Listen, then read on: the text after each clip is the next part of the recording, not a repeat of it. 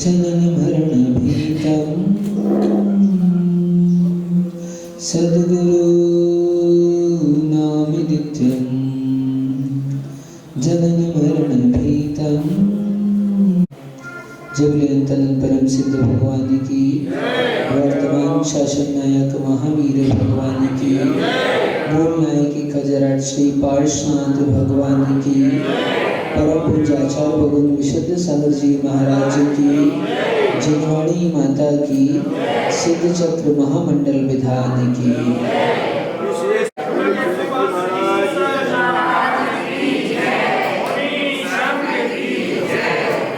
तो घर में कौन सी सामग्री कहाँ रखी है? चौके के अंदर। चौका कहते हो कि किचन? चौका कहते हो, अच्छी बात है। हाँ, तो ये कह रहे हैं भैया कि एक ही तो बात है, चौका कहो या किचन, क्या अंतर है? अंतर है कुछ? कोई अंतर नहीं है, एक ही बात है। भाषाओं का अंतर है बस। हाँ, लेकिन हमारे आचार्य भगवान परिभाषा करते हैं क्या? जहां पर किचकिच होती रहती है उसका नाम है किचन, और जहां पर द्रव्य क्षेत्र काल भाव की शुद्धि बनी रहती है, ये चार शुद्धियां जहां पर होती है उसका नाम है चौका। तो इन माताओं से पूछो कि चौके में कौन सी सामग्री कहां पर रखी है, याद है कि नहीं है? इतना याद है कि इनकी आंख में पट्टी भी बांध दो तो ये डब्बा ऐसा हाथ ले जाकर वो निकाल कर दे देंगे आपको। हाँ, इतना याद है।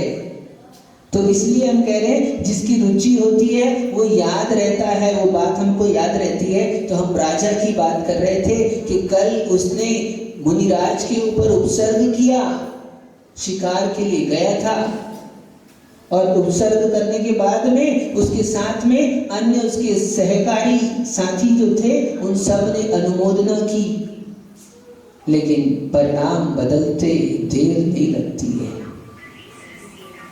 क्या? जीव के भाव बदलते देर नहीं लगती। दूसरी भाषा में कहते हैं हम इसको समय बदलते समय नहीं लगता। नोट कर लो इस बात को। क्या अज्जू भैया? समय बदलते समय नहीं लगता, और परिणाम बदलने में भी देर नहीं लगती। आज जो हमको मित्र रूप मालूम होता है वही प्रकाश दादा शत्रु रूप हो जाता है, और आज जो हमको शत्रु रूप मालूम होता है वही कभी मित्र रूप हो जाता है। लेकिन कार्य कुछ भी करो, कर्म सब देख रहे हैं, कर्म किसी को छोड़ते नहीं है। कल कहा था आपसे देखो आदिनाथ भगवान की ओर, क्यों कहा था? देखो, फिर देखो आज। वास्तव में गजेंद्र भैया, पहले तो हम सोच रहे थे जब आपने भगवान को लाया तो इतने बड़े भगवान यहाँ पर कैसे विराजमान होंगे, और निश्चित कल सुबह फिर नीचे से दर्शन किया, फिर शाम के आकर दर्शन किया, तो ऐसा अद्भुत आनंद, ऐसा वैभव, ऐसा ऐसे लग रहा है कि भगवान वास्तव में, हाँ सही में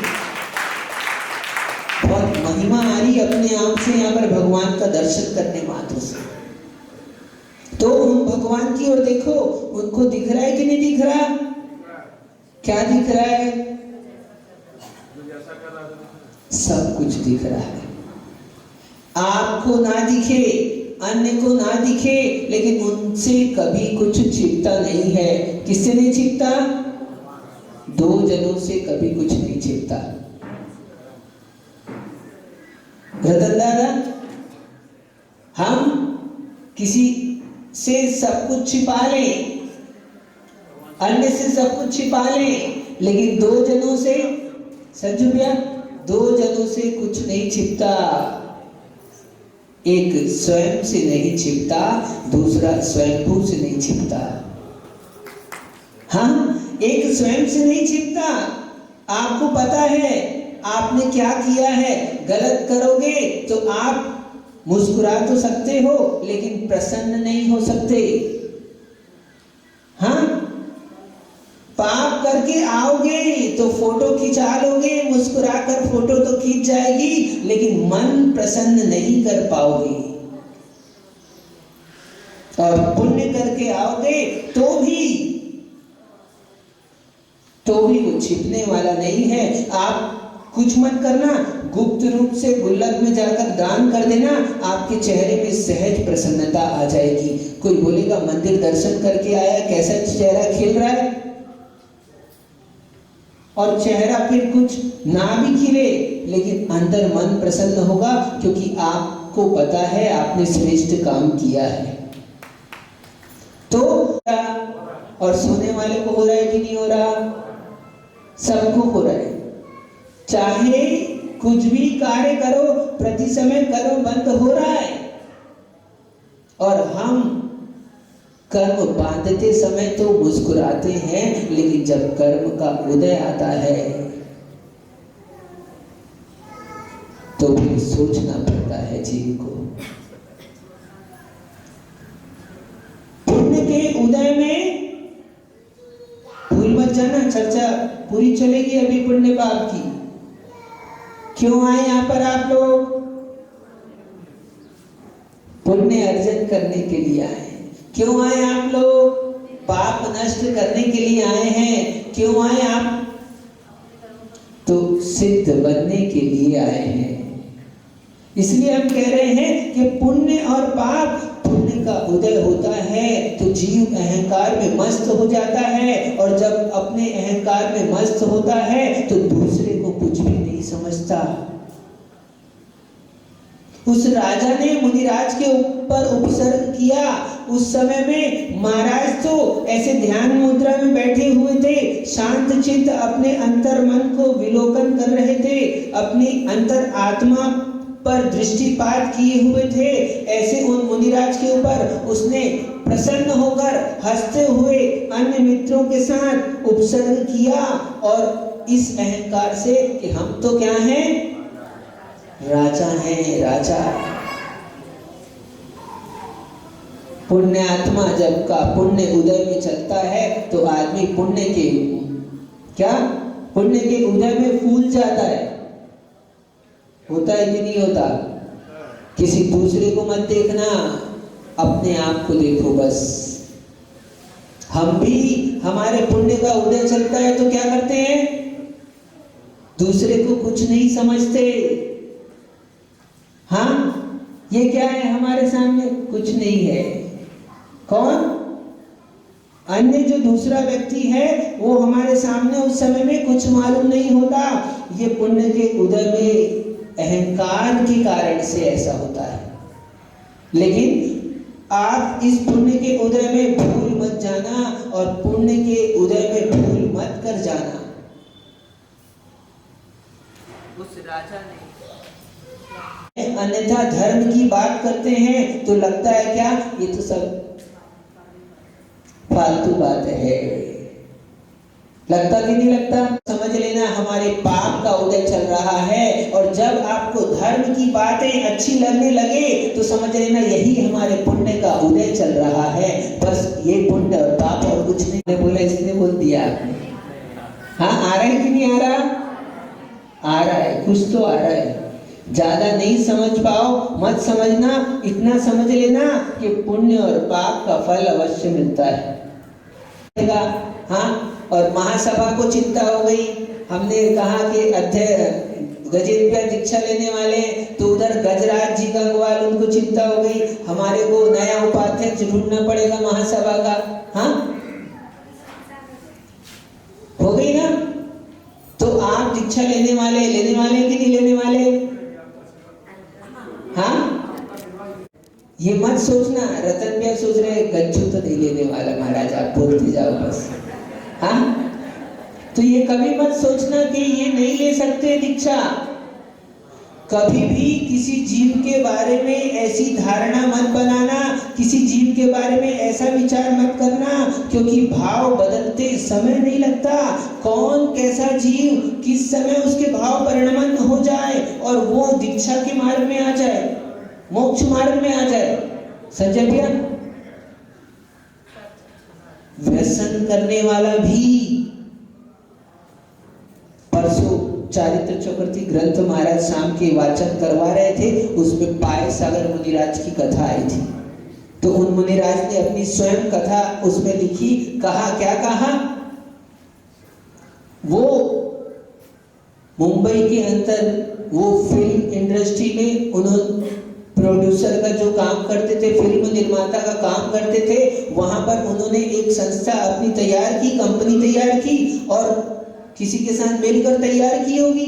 तो जब कंपनी तैयार हुई और थोड़ा समय हुआ तो उस मित्र के साथ उनकी अनबन हो गई। इसलिए किसी के साथ साझेदारी का व्यापार करो तो संभल कर करना। और यदि जीवन में आप सुख से जीना चाहते हो तो आचार्य भगवान नीति की बात कहते हैं, चाहो तो नोट कर लो, बहुत अच्छे से समझना, कभी अपने रिश्तेदारों से साझेदारी का व्यापार मत करना यदि रिश्ता बनाए rखना चाहते हो तो। बोले महाराज ऐसी कैसी बात कर रहे? वास्तव में हम नहीं कह रहे हैं, ये गुरुओं के वचन है, ये अनुभवी जीवों के वचन हैं। कभी ऐसा मत करना। तो उन्होंने व्यापार किया, व्यापार में अनबन हो गई, तो व्यापार से फिर विरक्त हो गए और वो जाकर उन्होंने कहीं पर्वत के ऊपर, कहीं अन्य महात्माओं के पास जाकर क्या हुआ, वैसा वेश धारण कर लिया और अब संसार से विरक्त होकर वो सुख की खोज में निकले और पूरे भारत में कहां-कहां नहीं घूमे, काशी, मथुरा, बनारस, उत्तर से लेकर दक्षिण तक सब तीर्थों में गए, अपना भेष भी बदल लिया और नए-नए रूप को धारण कर कर उन्होंने सोचा कि हमको सुख मिल जाए, सुख मिल जाए। कहां मिलेगा? ऐसे करके उन्होंने पूरा भ्रमण किया तो उनको कहीं फिर चैन नहीं मिला, सुख नहीं मिला, शांति नहीं मिली। वहां भी गए तो वहां भी प्रपंच उनको दिखाई दिया। फिर उन्होंने वहां से आकर, वहां से फिर कहा, उस ग्रंथ उठाकर पढ़ना, आपको पता चलेगा। फिर उन्होंने क्या किया, उस भेष को छोड़कर व्यसनी हो गए, सब तो व्यसन में लीन हो गए और जीवन का आनंद भोगने लगे उनकी भाषा में। लेकिन एक दिन उनके गांव में आचार्य भगवान दक्षिण के प्रथमाचार्य कहे जाने वाले आचार्य शांति सागर महाराज उनके गांव में प्रविष्ट हुए। गांव में प्रवेश हुआ, जैसे धूमधाम से आप लोगों ने प्रवेश कराया था ना 2 महाराज का, ऐसे शांति सागर महाराज का प्रवेश हुआ। हाँ गजेंद्र भैया, आपके प्रवेश यहाँ कराया मुनिराजों का और उसकी चर्चा पूरे छत्तीसगढ़ के कोने कोने नहीं, भारत के कोने तक हो रही है। बोले कुनकुरी में इतना बड़ा प्रवेश, सिद्धू समाज आई कहाँ से? अरे कहीं बाहर से नहीं आई, यहीं के लोग थे, जो घर में थे वो बाहर आ गए, बस इतना सा हुआ। बोले महावीर जयंती में भी नहीं आते इतने लोग। अरे महावीर जयंती में इसलिए नहीं आते क्योंकि सबको पता है कि भोजन का समय क्या रखा है गजेंद्र भैया ने। हाँ, वो जुलूस जब पहुंच जाएगा तब हम पहुंच जाएंगे, है ना? ऐसा होता है, इसलिए लोग नहीं आते हैं। आप लोग तो ऐसा नहीं करते, नहीं करते, अच्छे श्रेष्ठ लोग हैं। तो वो शांति सागर महाराज का प्रवेश हो रहा था और जब प्रवेश हो रहा था उनके गांव में तो वहां पर कुछ लोगों ने कहा महाराज के पास तो कह देते, महाराज ये सप्त व्यसनी है, इससे जरा संभल कर रहना। क्यों? क्योंकि उनका पिछला रिकॉर्ड क्या था, पहले मुंबई में रहे, फिल्म इंडस्ट्री में उन्होंने सारे कार्य किए, फिर पूरा देश घूम लिया, सब व्यसन कर लिए, वो साधु का वेश बना लिया, उसको भी छोड़ दिया, उसके बाद सब व्यसन में लीन हो गए। तो सारे गांव के लोग उनसे परिचित थे। तो जैसे ही महाराज का प्रवेश हुआ तो लोगों ने महाराज के कान में अंजू लिया, कह दिया क्या कि महाराज इससे सावधान रहना। लेकिन देखो जीव के परिणाम। और महाराज तो महाराज महाराज समझते हैं कि भैया परिणाम बदलते देर नहीं लगती, एक समय ऐसा है और वही कल को अच्छा हो सकता है। महाराज ने अपना कमंडल उनको पकड़ा दिया, महाराज ने अपना कमंडल उनको पकड़ा दिया। किसको? उस व्यसनी व्यक्ति को। सारा गांव कह रहा था महाराज इससे सावधान रहना, और जैसे ही महाराज ने कमंडल पकड़ाया तो लोग देखने लगे, अरे जीव भव जीव है, महाराज के समीप आया है, निश्चित मान के चलो इसका कुछ अच्छा होने वाला है। ऐसे ही नहीं पहुंचा महाराज के पास, तीव्र पुण्य का उदय आया तो महाराज के पास आया है, और महाराज के पास आया है इसका मतलब कुछ अच्छा इसका होने वाला है। महाराज ने उसका कमंडल पकड़ा दिया और महाराज ने उनके गांव में प्रवास किया, चातुर्मास किया, और कुछ दिन रहे महाराज वहां पर।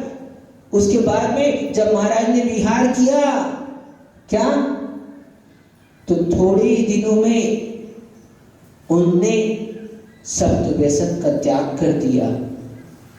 जब महाराज वहां पर रह रहे थे तो थोड़े दिनों में सप्त व्यसन का त्याग कर दिया, और जब महाराज का विहार हुआ गांव के, तो कौन गया महाराज के साथ? अनिल भैया चलोगे ना हमारे साथ?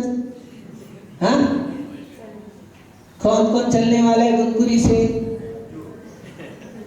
सब लोगों को अज्जू दिखाई देता है, कोई बोल रहा है अज्जू भी ये जाएंगे। हाँ? अरे अज्जू भैया तो लाए हैं, जाएगा और कोई। हाँ, तो महाराज का जब विहार हुआ तो वो जो व्यसनी व्यक्ति था जिसने व्यसन का त्याग किया वही महाराज के साथ हो गया, और 1 महीने में ही उसने सप्तम प्रतिमा के व्रत ले लिए महाराज से। कितने? तब भी लोगों को यही लगता था कि महाराज इसका भरोसा मत करना, इसका कोई विश्वास नहीं है, ये आज इस भेष में है कल दूसरे भेष में होगा, आप इसको व्रत दे रहे हो, इसको 7 प्रतिमा के व्रत दे रहे हो, इसको 7 प्रतिमा का नाम तक नहीं मालूम है, आपने 7 प्रतिमा के व्रत कैसे दे दिए? क्या लोग कह रहे हैं महाराज से, महाराज इसको 7 प्रतिमा के नाम नहीं मालूम है, आपने 7 प्रतिमा के व्रत दे दिए। लेकिन महाराज कह रहे नाम भले ही ना मालूम हो, लेकिन ये आचरण जानता है। क्या ये आचरण जानता है? नाम भले ही ना मालूम हो, व्याख्यान नहीं कर पाए, बता नहीं पाए, लेकिन ये सब समझता है, सब समझता है। तो 7 प्रतिमा के व्रत दे दिए, और व्रत देने के बाद में आगे चलकर पता चला उनकी दीक्षा हो गई और वो मुनिराज पाए सागर हो गए। और कथा है लंबी, उनकी आगे सुनाएंगे कभी। तो इसलिए ये मत सोचना, क्या रतन मामा, ये मत सोचना कि गज्जू भैया दीक्षा नहीं लेने वाले, वो दीक्षा ले सकते हैं, है ना? दे दीजिए, कह रहे हो दे दीजिए, है ना? दूसरे का नाम आता है तो अपन लोग तुरंत तैयार होते हैं कि नहीं होते हैं? होते हैं ना अनिल भैया? तुरंत तैयार होते हैं। ये माताओं से पूछो, हम आ रहे थे तो ये खूब नारा लगा रही थी, अच्छे जोर जोर से नारा लगा रही थी, हर माँ का बेटा कैसा हो, बोलो, नारा लगा रहे थे ना? क्या लगाते हो?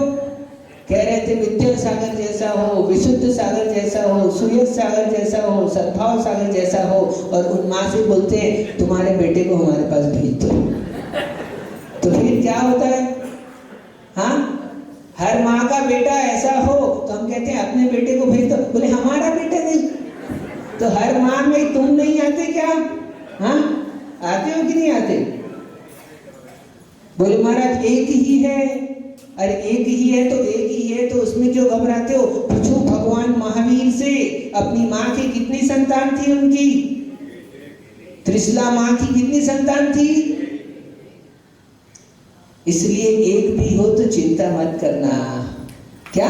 अरे अच्छा है, आपका एक पुत्र है, संतति भी चलेगी तो क्या होगा?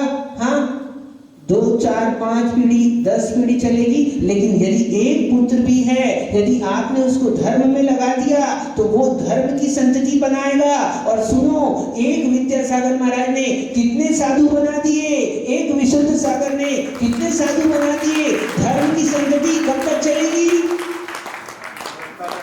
सैकड़ों वर्षों तक चलने वाली है। इसलिए एक भी हो तो चिंता मत करना। तो हम कह रहे हैं कि भाव बदलते। आज आपको लग रहा है कि हम यहाँ बैठे हैं, सिद्ध चक्र विधान में भी बैठे हैं, तो मन लग रहा है कि नहीं लग रहा? पंडित जी, लोगों का मन लग रहा है कि नहीं? पूछ लिया करो बीच में। हाँ, यदि नहीं लग रहा हो तो इनको बोलना थोड़ा घूम के आ जाओ। हाँ, ऐसे तो यहाँ पर बैठे बैठे ये लोग अपना काम भी कर लेते हैं। आजकल वो छोटे से डिबिया है ना पाप की, उससे सारे काम हो जाते हैं। समझ गए ना? हो जाते हैं कि नहीं हो जाते? यहाँ बैठे बैठे भी हो जाते हैं। कहो पूजा करते करते आपको लग रहा है अर्घ चढ़ा रहा है और वो दुकान में अर्घ दे रहा है। क्या कर रहा है वो दूसरे को अर्घ ट्रांसफर कर रहा है। हाँ, क्या मोबाइल से अर्घ देते हैं ना? अर्घ यानी बहुमूल्य सामान, द्रव्य, रुपया, हाँ, इधर से उधर वो काम चल रहा है। चल रहा है कि नहीं चल रहा है सबका? तो नहीं चल रहा। तो इसलिए ये मत सोचना कि किसके भाव कैसे हैं। आज परिणाम ऐसा है, कल परिणाम क्या हो जाए कोई पता नहीं। भाव बदलते देर नहीं लगती है। पापी भी पुण्यात्मा हो जाता है और पुण्यात्मा भी पापी बन जाता है। तो जिस राजा ने अभी मुनिराज के ऊपर उपसर्ग किया था, तो पत्नी से उपदेश मिला, संदेश मिला, उसको धर्म समझ में आया और फिर उसने वहीं पर वन में जाकर दीक्षा अंगीकार कर ली। क्या? वहीं वन में जाकर दीक्षा अंगीकार कर ली, व्रतों का आचरण किया और मरकर फिर अगले जन्म में क्या बना? वो जिसने मुनिराज पर उपसर्ग किया था, वो अगले जन्म में मरकर श्रीपाल राजा का जीव बना, श्रीपाल हुआ। जो श्रीपाल पढ़ते हो मैना सुंदरी में कथा में, तो श्रीपाल हुआ। लेकिन हुआ तो राजा का पुत्र, राजकुमार, लेकिन हुआ क्या? कर्म किसी को नहीं छोड़ता। चाहे आप छुपकर करना पाप, चाहे किसी को बताकर करना पुण्य। पुण्य भी करते हो तो बता के करते हैं कि नहीं? यदि पुण्य भी छुपा कर करोगे तो वो छुपेगा नहीं। कैसे होता है प्रकाश दादा पुण्य, पता है आपको क्या होता है? इनसे कहना, ये भैया बैठे ना अभय भैया, हाँ अभय भैया से कहना, सुनो अभय भैया, हम लोग सुबह शुद्धि के लिए जाते हैं, वहां पर एक सुंदर सा तालाब है, वहां बहुत लोग स्नान करते रहते हैं, है ना? ठीक है, आप लोग देखा आपने कभी? वही स्नान करते हैं, उसी पानी को उठाते हैं, उसी से आचमन करते हैं, उसी में कपड़े धोते हैं, उसी में स्वान भी नहा लेता है, उसी में गाड़ी भी धो लेते हैं, सब काम हो जाता है। वो तो निर्मल पानी है ना? तो सुनो ध्यान से, उस पानी में जहाँ पर स्नान करते हो अभय भैया, वहां पर जाना और एक तेल की डिबिया, कल भैया मिट्टी में लगा रहे थे ना आप, हाँ, तो उस तेल की शीशी को ले जाकर नीचे पानी में अंदर चले जाना और जाकर अंदर खोल देना। क्या? अंदर जाकर किसी को बताना मत, चुपचाप ले जाना, किसी से कुछ कहना मत। आप अंदर ले जाकर, मृगेन जी अंदर ले जाना पानी में, और पानी में अंदर ले जाकर, कोई देखने वाला नहीं है वहां, तो किसी को पता नहीं चल रहा, उस चुपचाप उस तेल की डिबिया को, तेल की शीशी को खोल देना। क्या होगा बताओ? अबे भैया आप ऊपर नहीं आ पाओगे, उससे पहले वो तेल, प्रकाश दादा, वो तेल पहले आ जाएगा कि नहीं आ जाएगा? वो तेल ऊपर आ जाएगा। बस आज आप यहाँ पर बैठकर पुण्य का कार्य कर रहे हो, या छुप करके भी तुम पुण्य कर लेना, तो समझना ऐसा ही होगा। यदि आपने गुप्त दान भी किया है तो भले ही किसी को ना पता चले, लेकिन जब आप ऊपर नहीं आ पाओगे, उससे पहले वो आपका पुण्य ऊपर आ जाएगा और सबको दिख जाएगा कि इसने तेल अंदर चीज़ खोली थी। कहाँ हुआ आपका जन्म? क्यों अनिल भैया? ध्यान दो, आप सबसे पूछ रहे हैं, उनको मत देखो। क्या पूछ रहे हैं आपसे? आपका जन्म। मैं तो सोच रहा था कुनकुनी में जन्म हुआ है, देखो ये भी कहीं और जन्मे और कहीं और रहे। कुनकुनी में कहाँ जन्मे आप? ये खूंटी में जन्मे। पिताजी का नाम बताना, हमको पता नहीं है। सेठमल जी, हाँ तो जन्म हो। और देखो गजेंद्र भैया, पुण्य देखो, आपका जन्म हुआ है ना कि आज ये सिद्धांत सीख ले। यदि सुखी होना है ना, जीवन का विधान है, यही सिद्ध चक्र विधान है। क्या सीख? अच्छा एक बात बताओ, आपको यही क्यों मिले इंद्रराज? कि सोचो, उसने मरकर राजा का जन्म, राजा के घर में जन्म प्राप्त किया, राज के ऊपर उत्सर्ग किया था, तो उसका इतना सफल नहीं होता, उसका फल जन्म में कोड़ हो गया। अब हमारा कितना पाप रह जाएगा, सोचना। कहाँ आ गए हम? गांव में आ गए, बताओ इसको गजेंद्र भैया। बस कोई पुण्यात्मा के घर में जन्मे, कोई धर्मात्मा के घर में जन्मे, मिलता है तो दूसरा नहीं दिलवाता। इस बात को आज अपने दिमाग में अच्छे से बैठा लेना। और जो छुपाओगे, एक दिन के बाद, 2 दिन के बाद छुपकर सिगरेट पी सकते हो, लेकिन होठ को कहाँ छुपाओगे? वो बता देंगे कि आपने क्या किया है। इसलिए कोई भी कार्य करो, क्या ये मत सोचना कि कोई नहीं देख रहा। स्वयं से और स्वयंभू से कुछ नहीं छिपता। ये बैठे स्वयंभू, उनको सब दिखता है, और स्वयंभू को तो दिखता है, और उससे बड़े कर्म हैं, वो कर्म को सब दिखता है। आप चाहे एकांत में करो, चाहे सबके सामने करो, कर्म किसी को नहीं छोड़ते। इन बैठे हुए आदिनाथ भगवान से पूछ लेना, उन्होंने भी एक कर्म किया था तो उनको भी कर्म में नहीं छोड़ा था। मन से कहना, अरे बाप थिएटर में बैठते हैं 3 घंटा तो वहां झपकी नहीं आती है। सोचना, अरे अपने शरीर से कहना, मन से कहना कि देखो आ जाए, नींद आ जाती है, हमको भी आ जाती है, पहले आ जाती थी, जिनवाणी सुनते थे तो नींद आ जाती थी, होता है पंडित जी। तो आ जाए, नींद आ जाए, कोई बुरी बात नहीं। अपने पड़ोसी को जगा देना धीरे से, प्रेम से, ऐसा झुंझला के मत करना। हाँ कि आ गई, ठीक है, थक गया तो आ गई नींद, जगा देना। क्या बोलना? फिर उससे कहना, स्वयं अपने शरीर से कहना कि हे, तेरे को कितना अन्न खिलाया, तेरे को सब कुछ दिया, पाप के कार्य में तू कितना मेरा साथ देता है। आज पुण्य का काम करने के लिए मैं बैठा हूँ, तो मेरा थोड़ा साथ दे। सो मत, जाग, अपने आप को जगाना, ठीक है। और ऐसे करके उत्साह के साथ, आनंद के साथ भगवान की भक्ति करना, आराधना करना, क्योंकि सब कुछ सब हर समय मिल जाता है अहमदाबाद वाले दादा, लेकिन ये सिद्ध चक्र अनुष्ठान करने का अवसर, भगवान की भक्ति आराधना करने का अवसर हमको बार बार नहीं मिलता है। कई वर्षों का पुण्य इकट्ठा होता है, तब ये भगवान का पूजन विधान अनुष्ठान करने का हमको योग मिलता है। आज योग मिला है, इसलिए अपने आप को जगाते रहो, दूसरे को नहीं, अपने आप को, ठीक है। आप सब जाग जाएं ऐसी मंगल भावनाओं के साथ। जय बोलिए परम पूज्य आचार्य भगवान विशुद्ध सागर जी महाराज की जय। सागर